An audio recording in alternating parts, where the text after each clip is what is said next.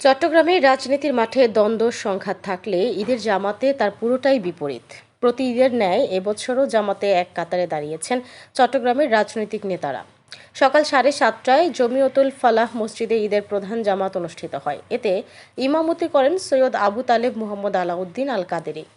পাশাপাশি দাঁড়িয়ে ঈদ জামাতে অংশ নেন শিক্ষামন্ত্রী মহিবুল হাসান চৌধুরী নওফেল, সাবেক মেয়র আজম নাসির উদ্দিন, বিএনপি নেতা মীর মোহাম্মদ নাসির উদ্দিন, জাতীয় পার্টির মাহমুদুল ইসলাম চৌধুরী ও সোলাইমান আলম শেঠ সহ অন্যান্যরা। সকাল 8:15টায় দ্বিতীয় জামাতে ইমামতি করেন জমিয়তুল ফালাহ জাতীয় মসজিদের সিনিয়র পেশ ইমাম হাফেজ মাওলানা মুহাম্মদ আহমদুল হক।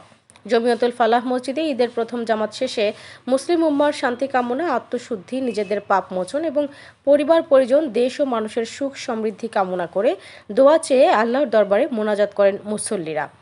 এছাড়া সিটি কর্পোরেশনের তত্ত্বাবধানে 9টি মসজিদে সকাল 7:30টায় ঈদ জামাত অনুষ্ঠিত হয়। এছাড়াও নগরীর 41টি ওয়ার্ড সংশ্লিষ্ট ওয়ার্ড কাউন্সিলগণের তত্ত্বাবধানে একটি করে প্রধান ঈদ জামাত স্ব মসজিদ এবং ঈদগাহে অনুষ্ঠিত হয়। মহান আল্লাহর সন্তুষ্টি লাভের আশায় ঈদুল আজহার নামাজের পরপরই নগর জুড়ে শুরু হয় পশু কোরবানি।